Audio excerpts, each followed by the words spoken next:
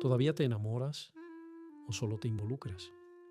¿Cuándo fue la última vez que alguien te sacudió por completo y tú no desconfiaste de tu propia intensidad? ¿Y si lo que tú llamas perder el brillo del amor fuera, en realidad, perder la disposición a engañarte a ti mismo? Hay un pasaje de Carl Jung que casi no se cita porque no es cómodo. En sus escritos sobre las relaciones y la individuación, él observa: cuando el individuo no es consciente de sí mismo, busca en el otro la parte perdida de su totalidad. Esa búsqueda no es amor en un sentido maduro, sino compulsión.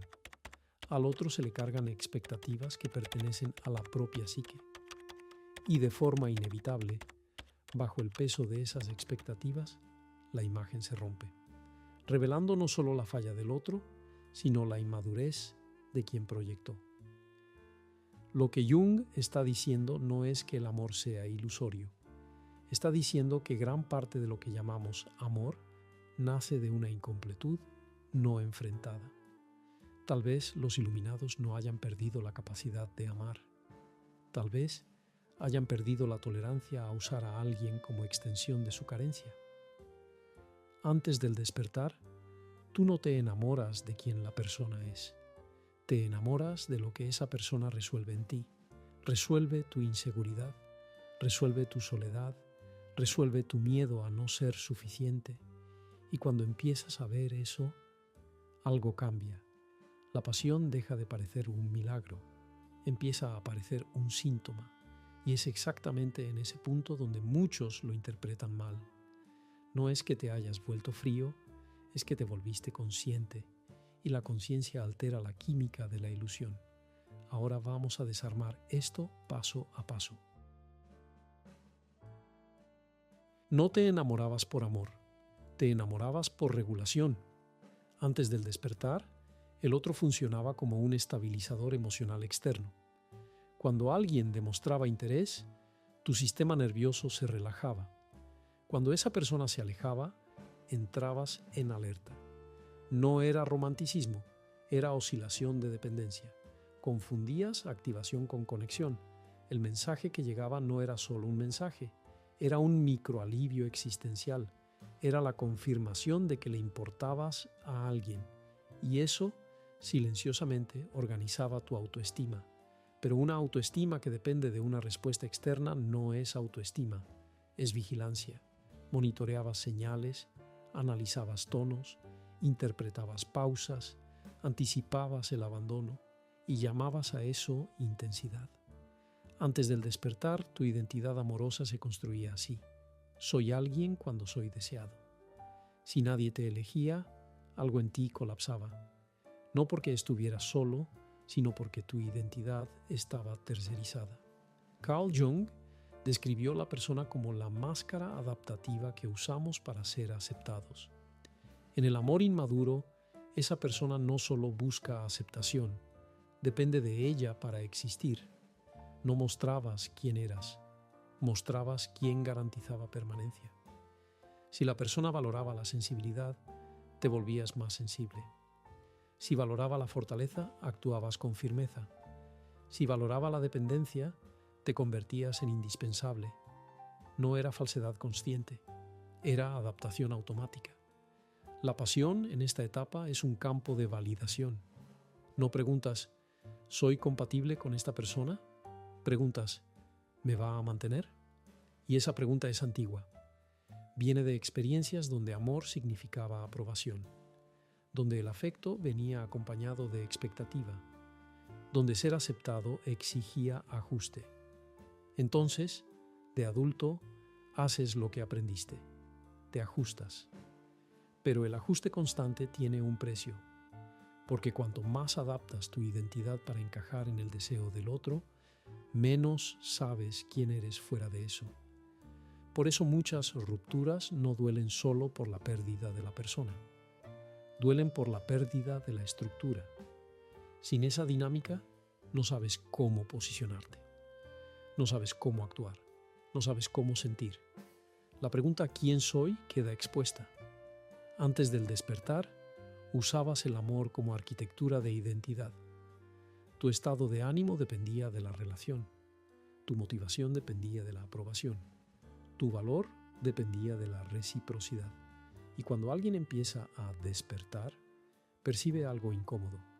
No era el amor lo que sostenía la relación, era el miedo. Miedo a la invisibilidad, miedo a la insignificancia, miedo al abandono. La pasión intensa funcionaba como distracción ante esa amenaza. Cuanto más dramática era la historia, menos necesitabas preguntarte si estabas viviendo de forma auténtica. El problema es que las relaciones basadas en regulación externa son inestables, porque el otro es humano, falla, oscila, cambia, y cada cambio suyo te desorganiza. Antes del despertar, llamabas a eso amar demasiado, pero tal vez era depender demasiado. Y aquí comienza la ruptura. Cuando te das cuenta de que tu pasión era un sistema de regulación emocional, algo se desmorona. Empiezas a desconfiar de la urgencia. Empiezas a observar la ansiedad. Empiezas a notar que intensidad no es profundidad, es activación. Y eso cambia por completo tu relación con el amor. Porque ahora la pregunta ya no es ¿quién me va a elegir?, sino ¿puedo sostenerme incluso si nadie me elige? Si la respuesta aún es no, la pasión seguirá pareciendo necesaria. Si la respuesta empieza a convertirse en sí, algo dentro de ti comienza a reorganizarse. Y es en ese punto donde entramos en el mecanismo más invisible de todos, la proyección. Y es más sofisticada de lo que parece. Nunca amaste únicamente a la persona que estaba frente a ti. No veías a la persona. Veías aquello que necesitabas ver. La proyección no es una exageración poética, es un mecanismo psíquico real. Carl Jung lo describió con una claridad casi incómoda. Todo aquello que negamos en nosotros mismos reaparece en el mundo exterior como destino. La imagen que vemos en el otro es, con frecuencia, un fragmento del alma no reconocido. Mientras esa imagen permanezca inconsciente, nos domina con la fuerza de una verdad absoluta. La fuerza de esta frase no está en la filosofía, está en el diagnóstico. No decías, estoy inseguro, entonces voy a idealizar. Sentías, ella es diferente, es rara, es profunda. Pero lo que estaba ocurriendo era otra cosa. Estabas colocando en el otro aquello que todavía no tenías el valor de integrar. Si no te sentías fuerte, proyectabas fortaleza.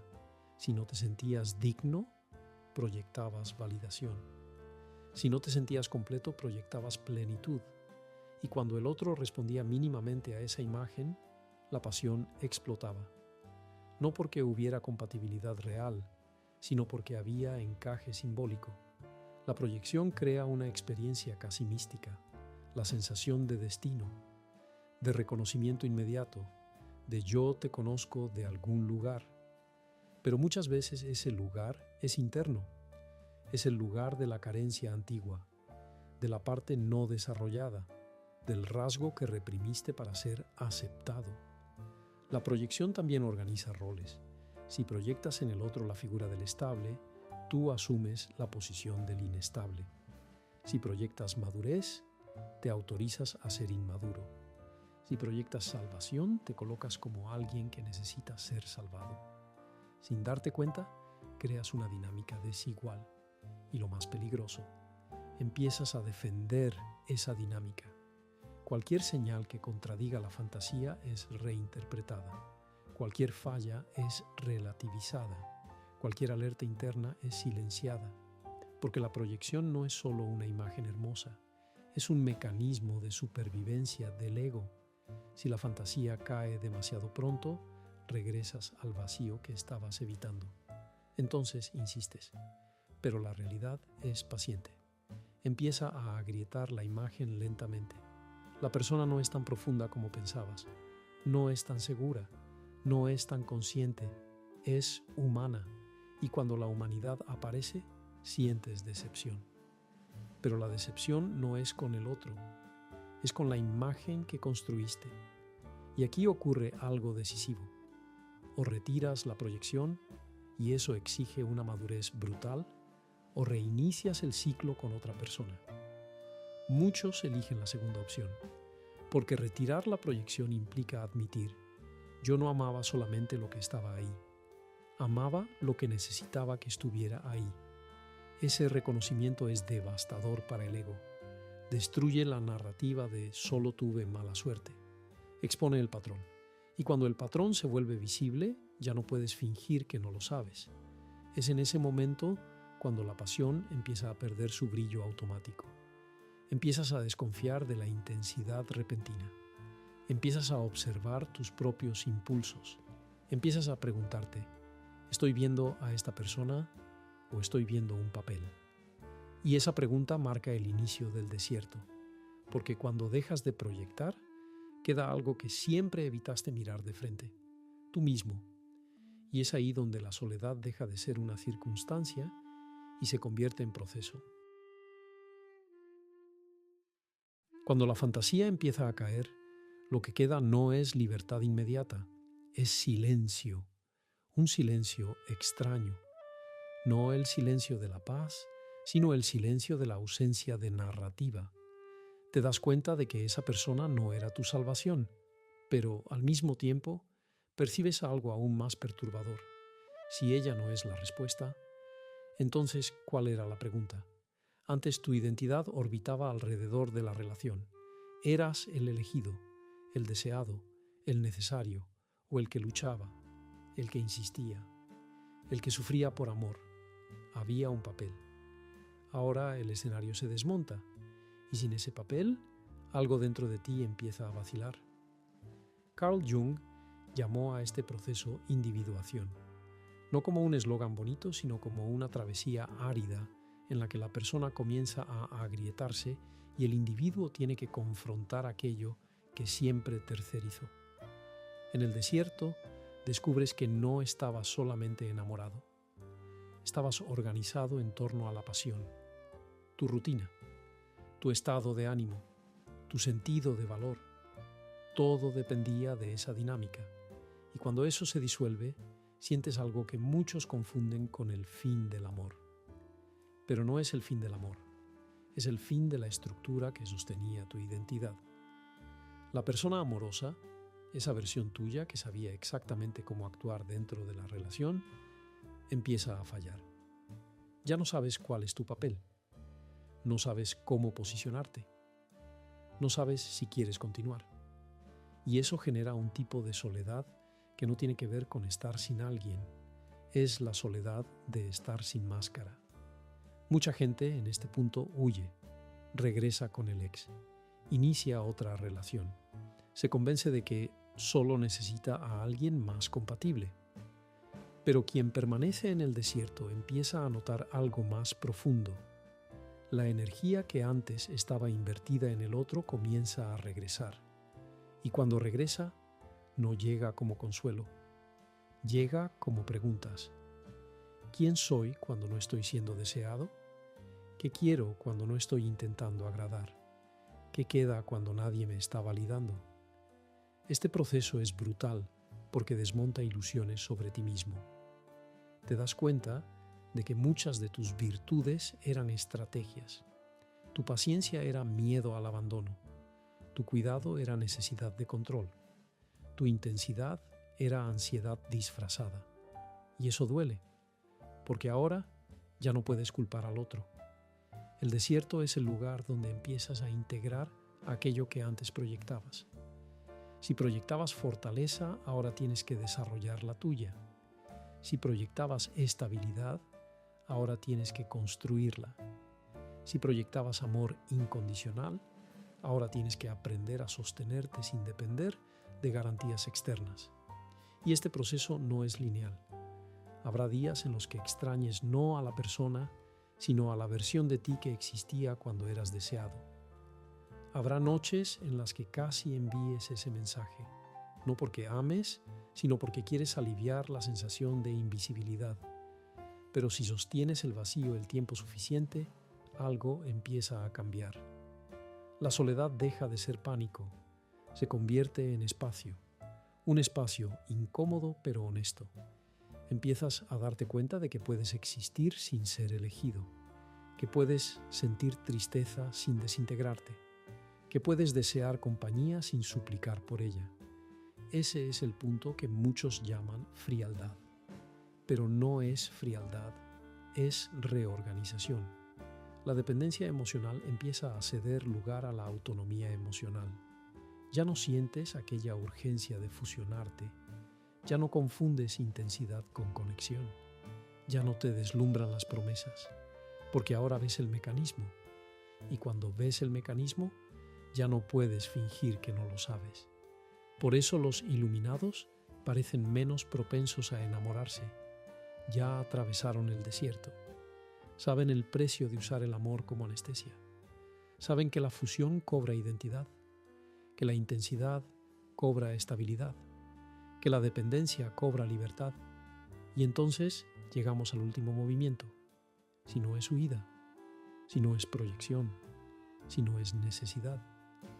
Entonces, ¿qué es amar después del despertar?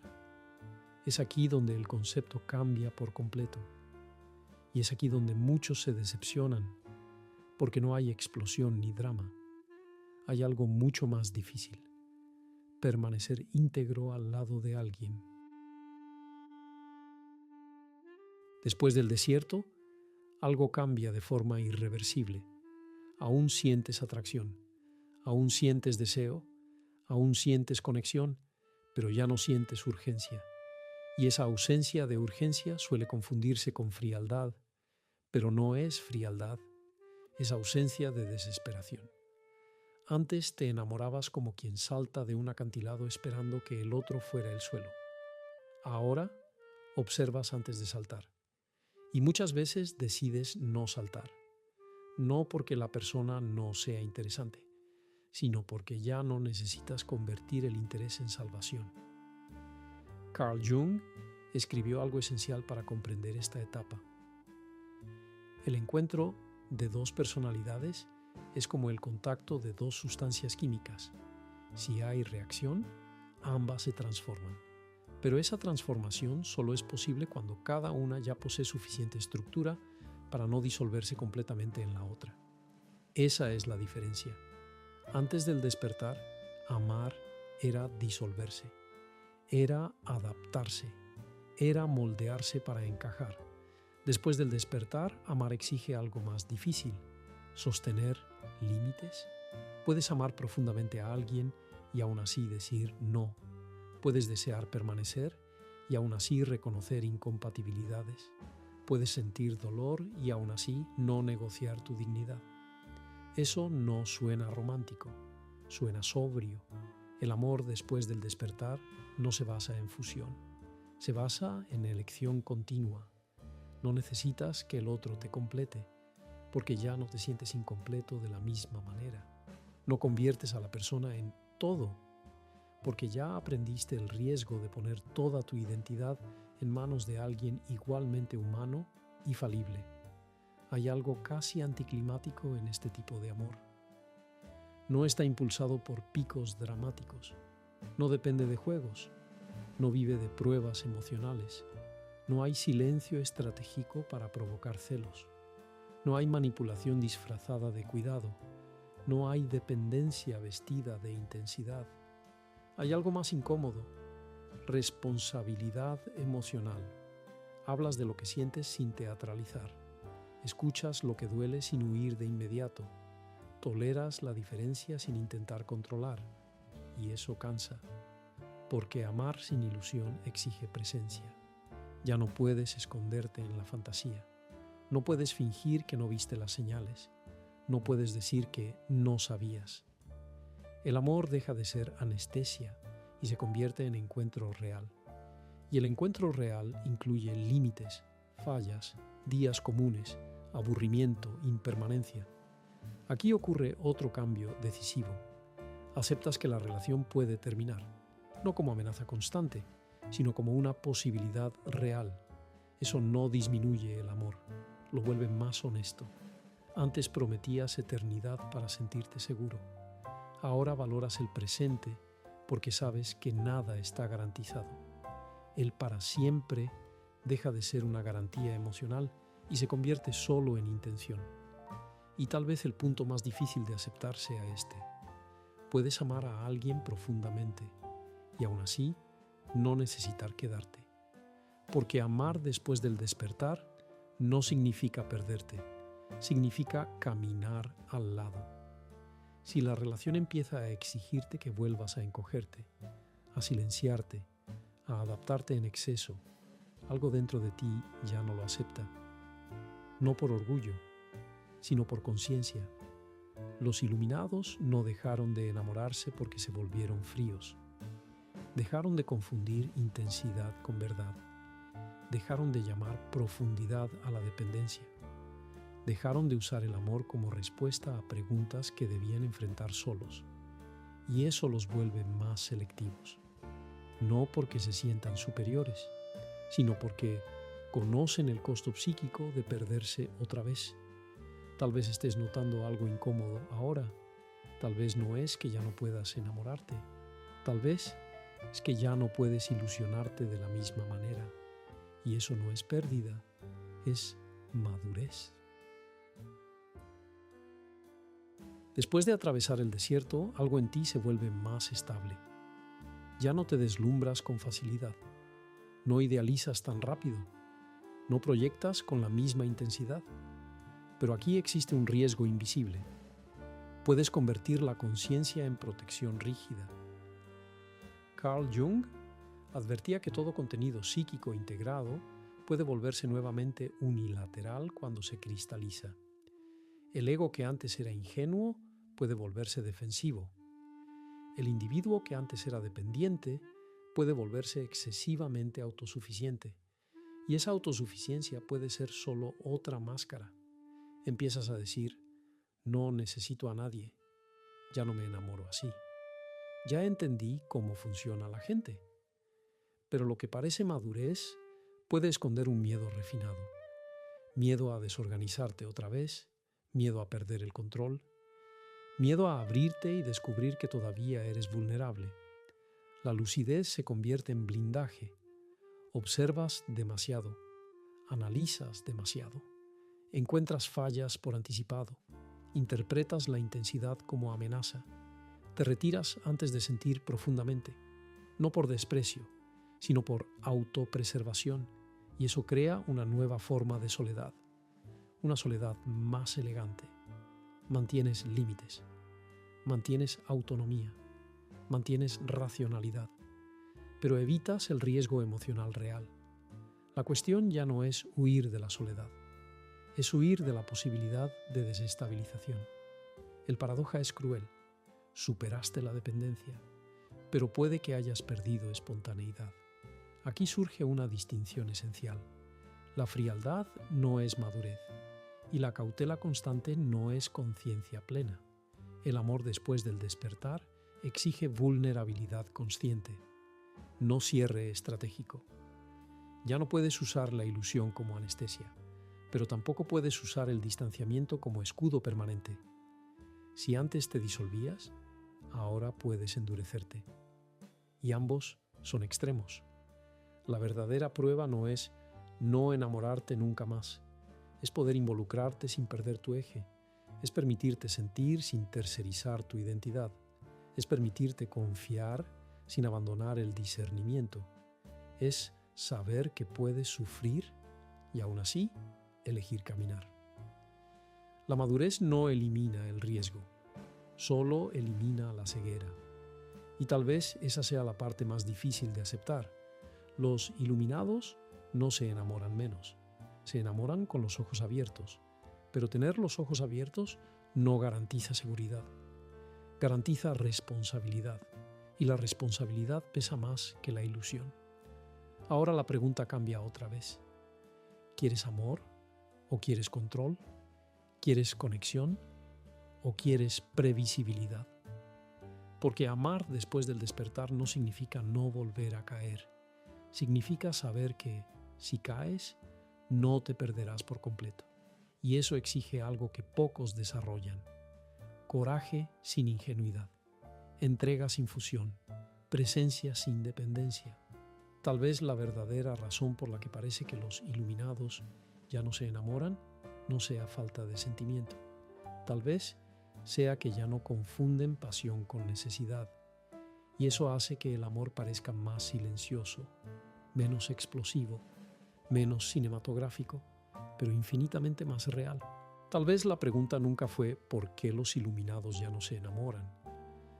Tal vez la pregunta real sea ¿qué muere dentro de alguien cuando deja de necesitar el amor para existir? Antes, te enamorabas porque necesitabas. Necesitabas ser visto. Necesitabas ser confirmado. Necesitabas sentir que tu vida tenía peso en la mirada de alguien. Después del despertar, empiezas a existir sin testigo, y eso cambia radicalmente la función del amor. Deja de ser validación, deja de ser anestesia, deja de ser un proyecto de salvación, y cuando el amor pierde esas funciones, también pierde la urgencia. El ego siente eso como pérdida, como empobrecimiento emocional, como ya no siento como antes. Pero tal vez lo que perdiste no fue intensidad, tal vez fue compulsión. Carl Jung escribió que el proceso de individuación exige retirar las proyecciones e integrar las partes rechazadas de la propia psique. Eso no vuelve a la persona menos capaz de amar, la vuelve menos dispuesta a usar al otro como recipiente de su propia incompletud. Y eso es menos emocionante. Porque amar sin proyección no es vértigo, es responsabilidad. Ya no hay narrativa épica, ya no hay promesa de completud, ya no hay la fantasía de que alguien llegó para resolver tu vida. Solo hay dos individuos limitados intentando caminar lado a lado, sabiendo que ninguno fue hecho para salvar al otro. Eso no seduce al ego. El ego prefiere la explosión, prefiere el drama, prefiere la intensidad que lo hace sentirse especial, pero la conciencia prefiere algo más difícil: integridad. Los iluminados no dejaron de amar, dejaron de llamar amor a la dependencia, dejaron de llamar pasión a la desorganización, dejaron de llamar destino a la carencia, y eso hace que el amor parezca más pequeño, más silencioso, más común, menos cinematográfico. Pero hay algo que casi nunca se dice.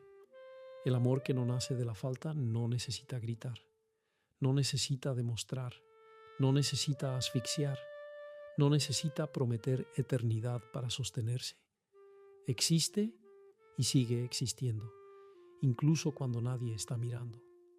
Entonces tal vez la pregunta final no sea si aún puedes enamorarte, sino esta: ¿estás dispuesto a amar sin usar al otro para llenar lo que todavía duele en ti? Porque mientras el amor sea un intento de escapar de ti mismo, siempre terminará en desilusión.